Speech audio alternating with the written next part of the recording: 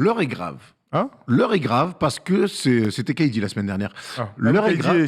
L'heure est grave parce que si, vous savez, donc on vous le répète, vous pouvez appeler. Et là, j'espère, vous avez intérêt à appeler. Notamment, vous avez intérêt à appeler les fans des Kings. On parle très peu des Kings, pardon. Et c'est vrai, on le reconnaît. Là, cette fois-ci, on va parler des Kings. Et je veux des fans des Kings qui appellent parce que c'est toujours très intéressant de les avoir. Donc, c'est le moment pour nous d'ouvrir le premier sujet de la soirée. Luke Walton, après, je crois, 2 ans et demi à peu près, un bilan de 68 victoires pour 93 défaites, 2 têtes, 42% de victoires. Tu as cru? Bon, bah, moi non plus. J'ai presque cru, tu m'as eu. A été le premier coach donc à s'être fait couper cette saison. J'ai été un peu surpris de la rapidité. Après, il restait quand même sur 1 victoire, 7 défaites, malgré. Mais le début de saison avait été à peu près correct. Ouais, 5-5, là, un truc comme ça. Il n'empêche que c'est un espèce de marronnier dans cette franchise-là. C'est toujours un peu le bordel. Alors, c'est moins le bordel qu'à une époque. Il n'empêche que ça draft des joueurs, ça installe des joueurs, ça donne des gros contrats à des joueurs qui le méritent. Mais il n'y a toujours rien qui clique. D'ailleurs, cliquer ce soir, je pense que ça va être le mot un petit peu de la soirée. Ouais. On va parler des Lakers tout à l'heure, mais restons pour l'instant sur les Kings, Thomas. C'est une équipe qui tourne en rond, c'est une franchise qui n'y arrive pas. Mais le problème de la NBA, c'est que si tu n'as pas d'exécutif, donc de manager, de décideur dans les bureaux qui montrent un chemin clair à la franchise ne peut que se casser la gueule à de multiples reprises. Et le problème, c'est des Kings, c'est le problème qu'on pouvait observer du côté des Knicks ces dernières années, c'est que tu avais la sensation qu'il n'y avait aucune direction. Ils ont changé tellement de fois de direction. On peut penser à Vlade Divac, qui est parti il y a quelques temps maintenant. Le problème, c'est que si tu n'as pas un GM installé, tu ne peux pas installer un coach non plus. C'est tellement évident. Là, le problème, c'est que les Kings sont vraiment une des équipes pour qui c'est le plus compliqué de se qualifier en playoff et d'espérer même les playoffs. On rappelle qu'ils n'ont pas été en playoff depuis 15 ans, depuis 2006. Ça commence à envoyer. Donc la fin des C-Web et des machins. La fin des C-Web et tout. Et de Divac, justement, tout ça. Donc c'était il y a très, très, très, très longtemps. Certains ont commencé la NBA 10 ans après ça, par exemple. Le truc, c'est que Luke Walton. Je veux juste prendre ce commentaire vas-y, je t'en prie. De The Hopes plutôt. Les fans des Kings, il y en a 8 dans la salle, dont 3 à 6 grammes qui ont vomi courtside. C'est vrai que courtside, lors du match où Luke Walton, le dernier match de Luke Walton, il y a un fan en courtside qui s'est mis à vomir. Il puked. Plus grave. Oh, l'angoisse. Franchement, on a déjà été en courtside. Drôle de délire de vomir sur le terrain. Faut être chaud. Faut être très bourré, ouais. Ou très malade. Mais la stabilité des Kings, je reviens là-dessus, mais est-ce que tu es surpris que ce soit Luke Walton? Tu sais, si on avait, au vu de ce qu'on a vu depuis qu'il a installé, c'était la 3e saison, il a entamé sa 3e saison du côté des Kings. Il y a plein de choses qui auraient dû aller. On se souvient avant qu'il arrive, Dave Yorger, ce qu'il avait fait. On pensait qu'il y avait des choses bien en place et que finalement, où tu as même l'impression qu'ils étaient peut-être en route pour aller en play-off. Luke Walton, c'est un drôle de coach. On va y revenir. Bien sûr. On va revenir sur son bilan, sur sa manière de coacher. On se souvient de ce mec qui avait remplacé Steve Kerr à un moment donné avec les Warriors. Quand Steve Kerr avait mal au dos, certains avaient beaucoup œuvré, nous les premiers, pour dire qu'il méritait peut-être ce titre de coach de l'année. Il a ensuite coaché les Lakers, ça a été une catastrophe. Il a rien mis en place. Il arrive chez les Kings où j'ai pas l'impression qu'il ait mis les choses en place. On a un nouvel auditeur, Polo. Je t'ai à peine entendu fredonner dans mes oreilles, donc c'est pour ça. Ilyes, mais je t'entends très. Yass, mais je t'entends très, très faiblement dans mon casque. Mais l'important, c'est qu'on a Yass avec nous au téléphone. Et Yass, on aime bien toujours quand c'est le premier de la soirée. Bienvenue à toi. Salut les gars, comment ça va? Ça va bien? Salut Yass. Il n'y a pas de 3e invité ce soir. Alors, on devait peut-être avoir Nico Batum. Il est peut-être en train de nous écouter, mais Nico Batum est en protocole Covid. Il a le Covid, d'ailleurs. Donc, j'espère que c'est pas trop grave. C'est pas rigolo. Il sortait d'une sieste, là, il y a 1 heure, il nous a envoyé un message en nous disant qu'il était bien fatigué, bien touché.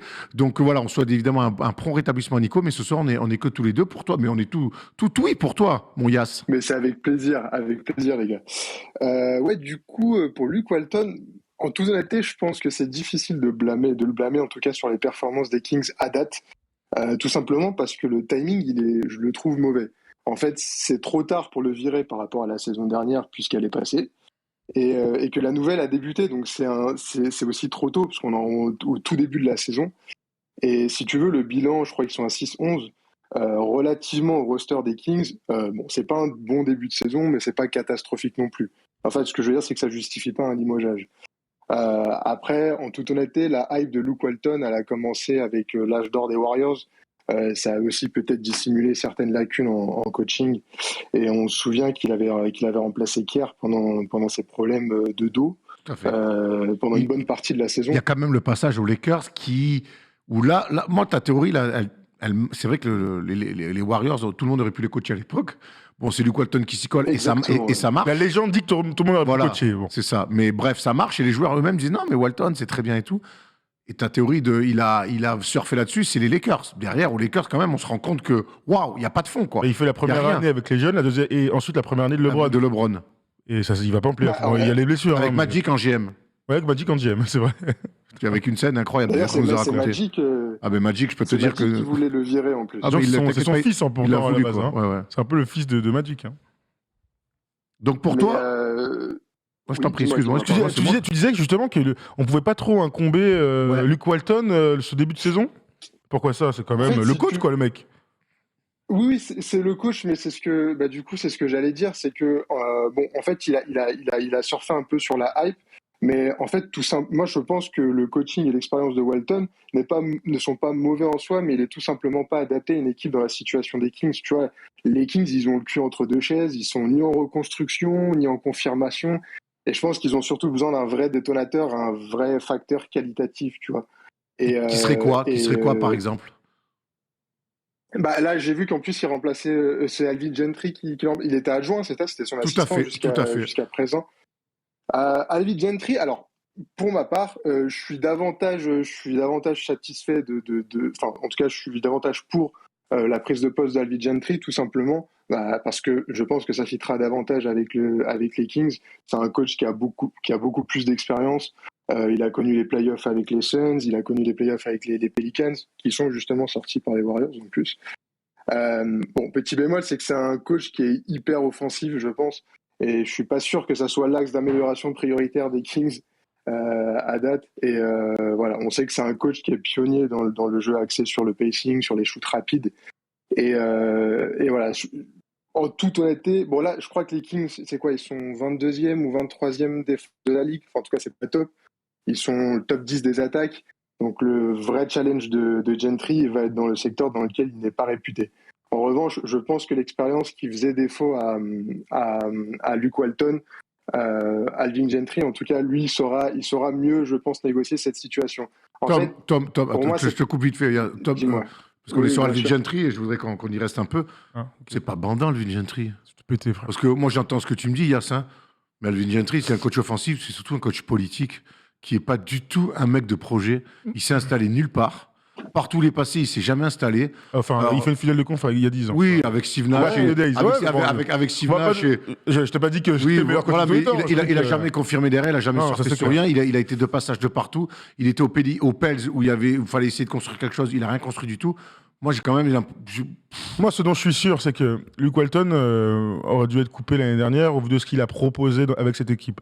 Parce que c'est une équipe avec du talent. On peut rire des Kings et tout ça, mais il y a du talent sur le terrain. Il y a des gars qui progressent et qui doivent avoir de l'impact en NBA.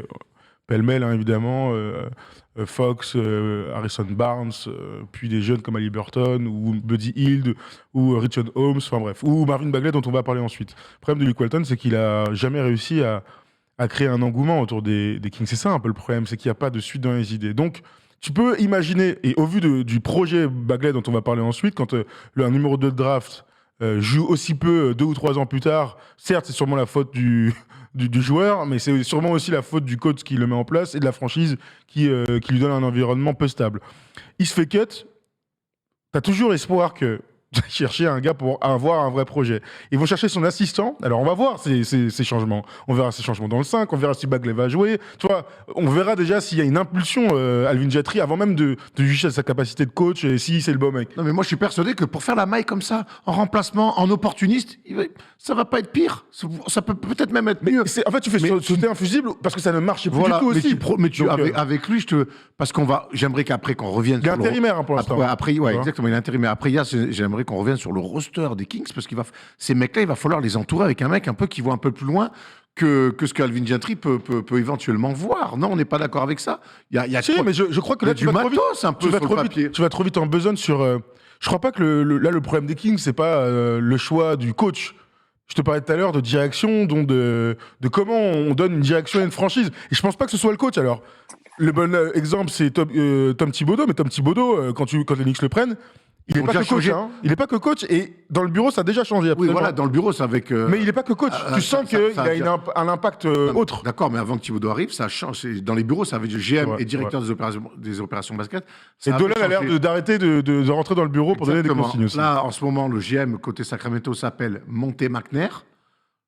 Bon, voilà, Alors, est-ce qu'on peut citer son interview parce qu'elle est fantastique? Vas-y. Interview de ce bon vieux Monte McNair là.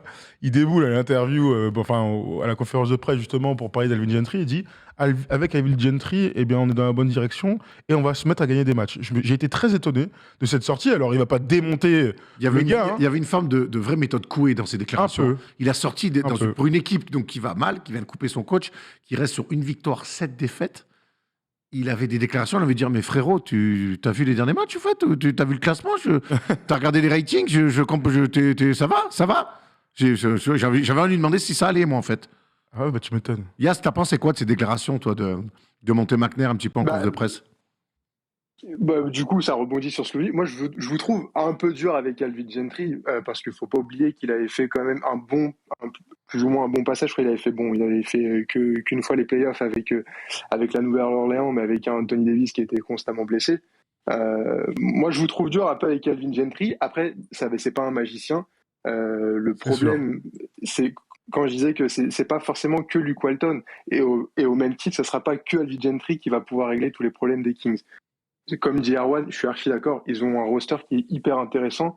Maintenant, tu peux avoir plein de joueurs hyper intéressants sur le papier. Comment tu les fais jouer ensemble, tu vois? Exactement. Je pense que les fans... C'est pour ça que Luke Walton, il mérite quand même un petit peu de se faire un peu tenser parce que t'es un jeune coach, t'arrives chez les Kings, t'as un jeune meneur qui est De'Aaron Fox qui est... Donc je me dis, c'est cool pour toi, tu vois, d'être un jeune coach, d'arriver, de se dire, je peux m'appuyer sur ce mec-là. Marvin Bagley est drafté. Tyrese Haliburton est drafté.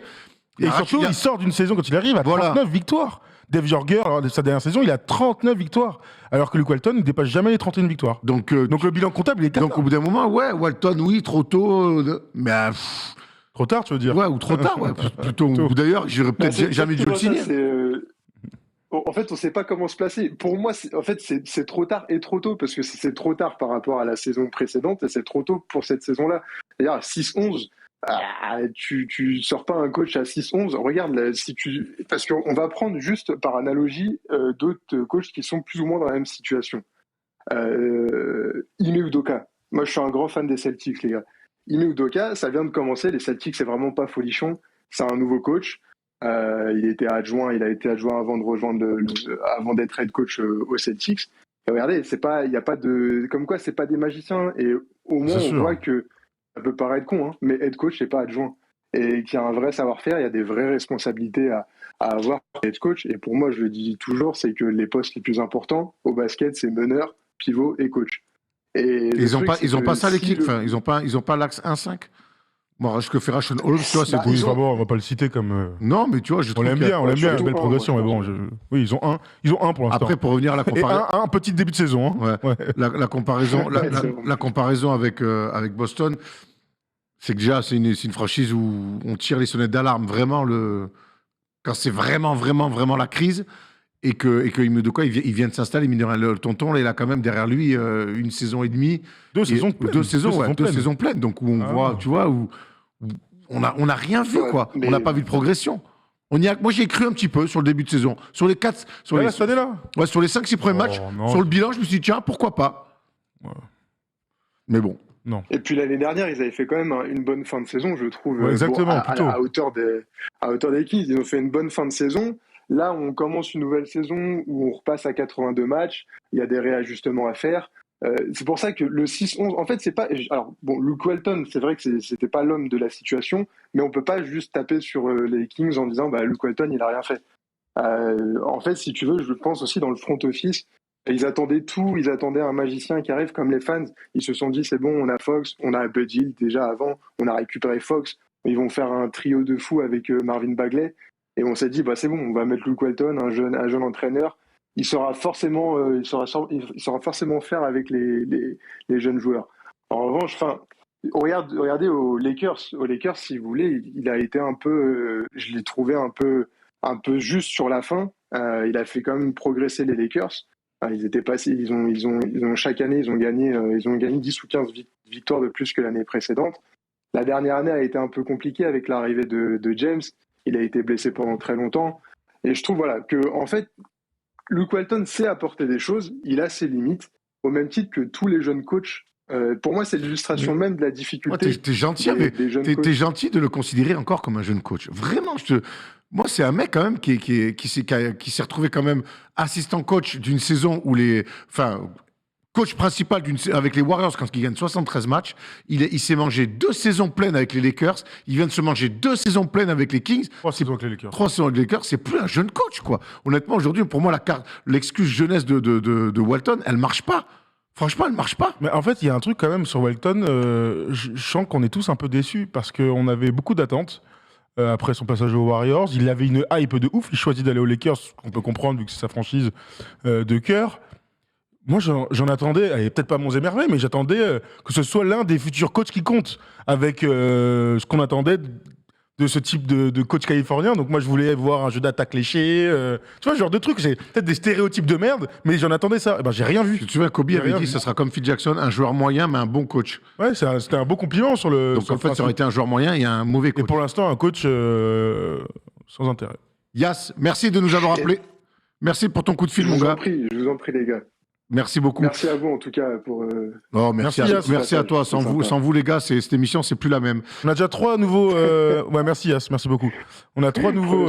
merci toi aussi. On a 3 nouveaux subs. Mais oui, merveilleux. On vous remercie, on vous embrasse. Ah ouais, j'ai failli faire un train de la hype. D'ailleurs, un jour, on va se faire un concours. On va voir combien un vrai chouchou, combien de temps on peut tenir. On n'a pas fini sur les Kings, puisqu'il y a... J'ai pas entendu le prénom, parce que c'est faible dans le... Hugo.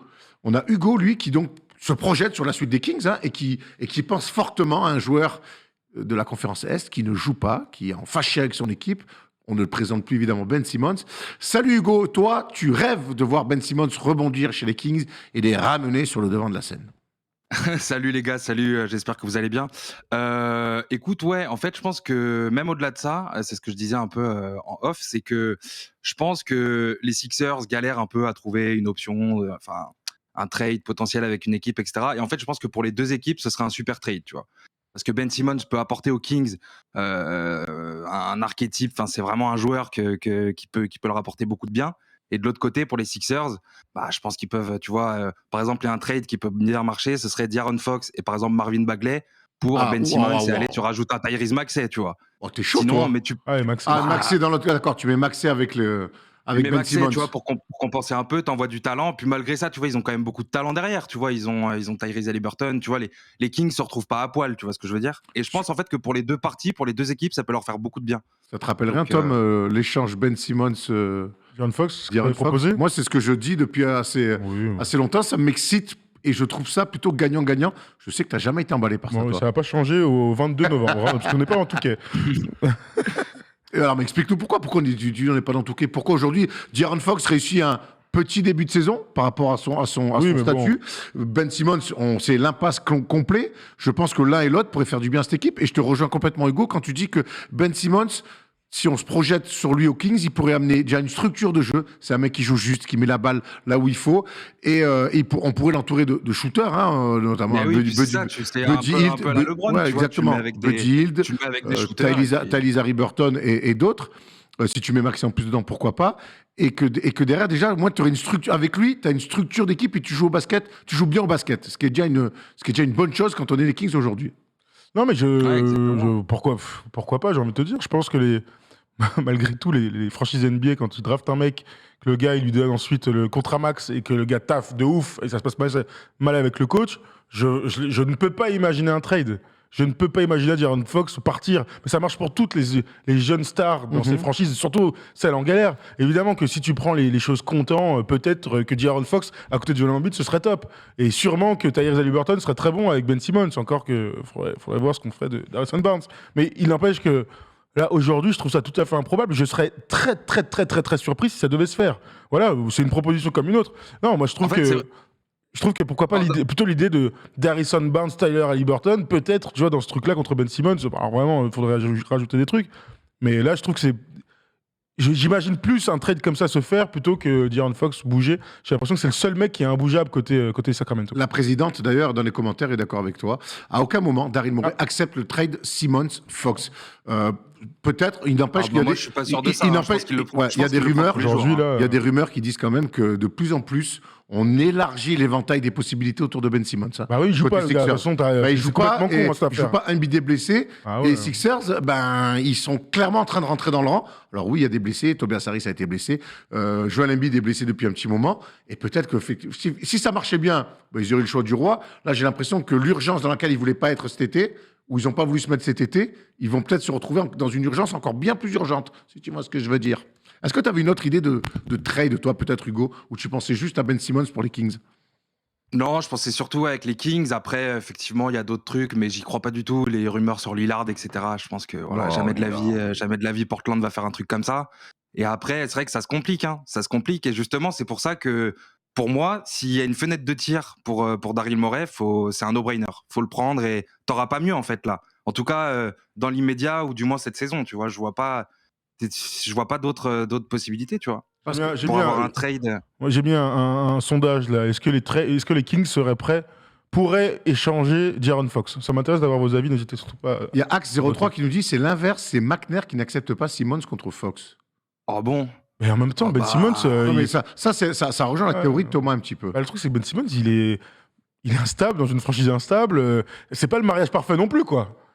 Ben Simmons, il va arriver à Sacramento, alors peut-être qu'il va se régaler, mais peut-être qu'il va faire la gueule aussi. Bon, j'imagine pas qu'il fasse la gueule, parce qu'au bout d'un merde, voilà. Il a un contrat à respecter, mais je pense qu'il y a les franchises ont peut-être un doute autour de Ben Simmons. Moi, j'en ai pas. Je pense que Ben Simmons peut être le franchise player et le visage d'une franchise. Maintenant, McNair, il connaît mieux son travail que moi, a priori. Méfie-toi de certains quand même. Hein. Ouais, a priori. On le souhaite pour les Kings. Ouais. Moi, je trouve que... Tu sais que j'aime beaucoup De'Aaron Fox. Mais je crois que si les Kings arrivent à attirer un mec comme Ben Simmons, non seulement tu mettras plus de lumière sur ta franchise. Donc ça, moi je pense que Ben Simmons, il va là-bas, il va s'enterrer comme tout le monde. Hein. Et je suis pas sûr justement de ça. Moi je pense que c'est la parfaite location pour se relancer sur Ben Simmons. Et je pense que même pour attirer peut-être un coach, pour attirer un bon coach, c'est peut-être cool d'avoir Ben Simmons dans l'équipe. Je vous trouve, très positif sur cette foutue franchise des Kings. Hein. Tu sais que j'ai toujours été, et déjà à l'époque de DeMarcus Cousins. Bah ouais, c'est un super exemple. DeMarcus Cousins, à un moment donné, il est extraordinaire. Alors, défendre et avoir une bonne attitude, c'est pas son problème. Mais à un moment donné, il est dans des stats incroyables, on en parle, mais ça fait pas le bruit que ça devrait faire, et ça fait pas le bruit de s'il avait été aux Knicks ou aux Lakers. Donc je crois vraiment que Ben Simmons, a priori, c'est un joueur NBA, et bon voilà, si t'es aux Kings, il est très fort, il pourrait peut-être faire bouger les choses. Mais est-ce qu'il est assez fort pour bouger une franchise comme celle-ci? C'est ça le souci. Alors, on a parlé de Ben Simmons, mais attention, on reste quand même sur les Kings, c'est quand même l'axe principal de ce débat. Hugo nous propose Ben Simmons. Est-ce que toi, tu ferais des mouvements dans cette équipe? Est-ce qu'il y a des joueurs que tu essaierais de mettre comme ça, là, dans la trade machine, pour essayer d'attirer peut-être d'autres mecs? Thomas? Je pense que tu es quand même à un moment. C'est jamais simple, comme ça, des questions à l'emporte-pièce. Ils ont, que ce soit Buddy Hield, Haliburton. Pour moi, les fusibles, ils sont évidents. Alors déjà, avant de parler de trade, parce que je pense qu'on est un petit peu vidé en besogne, moi, honnêtement, je pense que les trades, on s'en fout aujourd'hui. Tu vas chercher un nouveau coach. Tu as déjà des projets et des sujets à régler en interne. Et moi, le Marvin Bagley, c'est un sujet bien plus important que de savoir si tu dois trader De'Aaron Fox. Tu as quand même un numéro de draft de 2018 qui est tout le temps blessé, qui a clairement du talent, qui a l'air d'être un bon trou noir défensif. Pas sûr que ce soit un poste 4 de NBA parce que les postes 4 aujourd'hui sont très mobiles et lui c'est plutôt un 5 moderne. Voilà, 5 moderne. Est-ce qu'il est capable d'être 5 moderne dans une NBA avec des tontons pareils? C'est une vraie question. En attendant, pour moi, le projet numéro 1, c'est de pouvoir relancer soit le joueur et donc qu'il ait de l'impact au sein de la franchise, soit pour le transférer. Parce qu'aujourd'hui, il vaut cacahuète. Hein. Voilà, on y vient au transfert un peu. Ouais, mais je parle d'un mec. Moi, les histoires de De'Aaron Fox et tout ça, pour moi, on passe à autre chose. Ok, merci. Ma question, c'est... La branlette sur Ben Simmons. Pour la raison, tu ne m'écoutes plus. Alors, je t'écoutais pas, je suis en train de lire un commentaire plus intéressant. Je te dis, on passe de côté, on revient sur les Kings. Est-ce qu'il y a des joueurs dans cette équipe-là que tu parles de Bagley? C'est vrai qu'on pourrait peut-être ou essayer de le relancer. Ça paraît compliqué pour l'instant. Ou alors peut-être essayer d'en trouver une monnaie d'échange. Voilà. Ouais, non, mais ça, j'entends. Mais en fait, la liste des transferts, pour moi, elle doit te servir à une chose, c'est que là, tu as Alvin Gentry. Admettons que ça se passe comme ça se passe là depuis le début. Donc, moyennasse. T'arrives à la fin de la saison, là, tu commences à te poser des questions. Est-ce qu'on doit tout faire pour péter? Est-ce qu'on doit tout péter dans la franchise? Est-ce qu'on doit tanker, faire comme Houston, faire comme d'autres? Non, mais c'est la seule manière de parler de la liste des transferts. C'est tout. Parce que t'as des mecs sous contrat. Les Harrison Barnes, il peut intéresser des mecs. Mais c'est un très bon joueur. Buddy Hield, il peut intéresser plein de gens. Donc ça fait beaucoup, mais en échange, tu voudrais quoi, toi, des mecs qui t'aident à performer ou tu pètes tout? Moi, je pense qu'il faut tout péter si ça ne marche pas. Tout à l'heure, c'est Yas qui nous disait, ou Hugo, je crois que c'est Yas qui nous disait que c'est vrai que les Kings ont le cul entre deux chaises. Mais ça, moi, c'est pas faux, c'est même vrai. Mais à un moment donné, tu as le droit d'essayer de... En fait, je comprends pas cette franchise. J'ai l'impression qu'il n'y a rien qui marche, en fait. Ils ont plein de bons joueurs. La continuité sur un projet qui marche pas, du coup, tu vois, c'est quoi l'intérêt de continuer? Tu vois, moi, je suis d'accord avec Thomas. Je pense qu'il faut tout exploser parce que ça sert à rien de continuer sur un truc où tu as une tonne d'incertitudes, tu as du talent. Ils ont mais Devon Mitchell aussi. Ouais, Devon Mitchell. Donc, donc du coup, c'est pour ça que je vous disais que la liste des transferts, c'est pas encore le moment d'en parler. C'est vraiment qu'est-ce qui se passe avec Calvin Gentry. Ouais, mais tu crois qu'à la fin de la saison, tu vois, c'est pas comme si, genre, là, en mai, la situation allait changer, tu vois ce que je veux dire? Moi, en tout cas, je n'y crois pas du tout. La seule manière pour dire que la situation a changé, c'est qu'admettons, ils obtiennent le play-in et qu'ils se fassent un petit kiff. Tu crois ça? Non, mais je dis pas que j'y crois, je dis que c'est la timeline la plus sympatoche pour les fans des Kings aujourd'hui. Que ça se remette un peu en place, que D'Aaron Fox s'éclate à nouveau, que en plus c'est une équipe qui a tout pour courir, qui est plutôt fun à regarder d'ailleurs, avec les joueurs en place. Donc moi, mon côté positif va me faire dire que Alvin Gentry, s'il est l'homme de la situation, c'est un si balèze, eh bien, va faire jouer correctement cette équipe, la fera défendre à peu près bien, et donc tu seras dans un truc où tu gagnes quelques matchs au point d'aller au play-in. Et dans ce cas-là, la liste des transferts elle te permettra d'ajuster ton effectif. En revanche, si c'est une catastrophe encore une fois, et donc que c'est encore un mauvais choix de coach, bah là, il faudra éventuellement tout faire péter. Ce qui est terrible, c'est qu'on voit des équipes, Chicago a réussi à se remettre sur le droit chemin. Cleveland a réussi à se remettre sur le droit chemin. Clairement. Charlotte bosse bien. Ils ont bien drafté. Ouais. Bien recruté aussi. Gordon Hayward, on en parle peu parce que c'est un garçon discret, mais il fait énormément de bien cette équipe. Donc Cleveland, Chicago, Charlotte a réussi à se remettre sur le droit chemin. Les Knicks ont réussi à se remettre sur le droit chemin. C'est un dire. Bon, Orlando, ils viennent de commencer leur reconstruction. On va leur laisser un petit peu de temps. Houston, ils sont au bout du rouleau. Pareil pour OKC. Pareil pour OKC. Ils sont au bout du relax depuis très peu de temps. Depuis très peu de temps. Mais les Kings, depuis qu'on travaille ensemble, on parle des Kings. Alors, et les joueurs et les coachs ont tourné. Et c'est toujours le même constat. Il n'y a zéro progression. Que ça soit reconstruction, on mise sur un mec, on passe ce côté. Il n'y a rien qui va. Et pourtant, il y a eu changement de propriétaire. On a tout connu avec les Kings, Tom, depuis qu'on est ensemble. Changement de propriétaire, des opérations, président des opérations basket, GM, coach, joueur, Makache. On rappelle que les Kings, un soir de draft, ont refusé Luka Doncic. Pour des raisons sombres. Histoire de bien les terminer sur ce sujet. On rappelle que la draft de Trae Young, de Doncic, de Marvin Bagley, de DeAndre Ayton, Sacramento a le deuxième choix. Le Slovène du Real Madrid n'est toujours pas appelé. Et donc, ils appellent Marvin Bagley. Voilà. Parce que les Européens, Serbes, pour ne pas les citer, à la tête de cette franchise, avaient des doutes sur sa capacité à s'imposer en NBA. Putain, on était sûr que c'était justement eux qui allaient tout voir, avant les Américains. Ils ont dormi, mon frère. C'est quand même terrible. Et j'ai envie de clôturer là-dessus sur les Kings, que vraiment, moi, les Kings, pour moi, c'est Chris Webber, c'est Mike Bibby, c'est ces finales de conf exceptionnelles où ils se font voler par l'arbitrage face aux Lakers. C'est cette équipe-là qui nous a fait kiffer avec Bobby Jackson en 6e homme, Doug Christie, Rick Adelman. Merde, les gars, un petit kiff de temps en temps. It's been a while, bro. Ah ouais, it's been a fucking while. Hugo, merci pour ton appel. Merci les gars, bonne soirée. Tes commentaires, à très vite. Merci Hugo. Mon Pollux, n'hésite pas à me remurmurer dans l'oreille, s'il te plaît. On a eu un raid du stream. Merci. On embrasse. Je vois plein de subs aussi. Franchement, les gars, cette soirée, ce soir, vous nous regardez. Je ne sais pas si c'est le nouveau plateau qui vous inspire. Il sera là que pour aujourd'hui. Mais en tout cas, vous nous faites kiffer dans les commentaires. On est très chaud. Erwan, il venait de drafter Fox. Et pour eux, ils avaient besoin d'un grand. Un plus complémentaire. Donc, tu es en train de me dire qu'aujourd'hui, ils ont bien fait de ne pas le drafter? Non, arrête, Erwan. Rubenor, 31. Honnêtement, c'est une monumentale erreur. C'est comme la théorie de Portland avec Jordan. Tu connais, tu avais un mec en place. Comme dirait Jack Slater dans Last Action Hero, Monumentale erreur. Monumentale erreur. Tu vois ou pas? Oui, je l'ai. Ah, quel film incroyable, Last Action Hero. D'ailleurs, j'ai envie qu'on débriefe ce film, Thomas, entre toi. Ah ouais, c'est vrai. Non. Mais ça, c'est vraiment un film de ta génération. Moi, je suis vraiment passé à côté. Je l'ai vu et tout. Ouais. Moi, je me suis régalé. Schwarzy, moi, je l'aime dans Terminator et après. Non, là, il est très bon. Oui, non, mais j'entends. Mais... Génération de quarantenaires, là. les boomers, là. Tu as été très bien. Continue, tu es génial.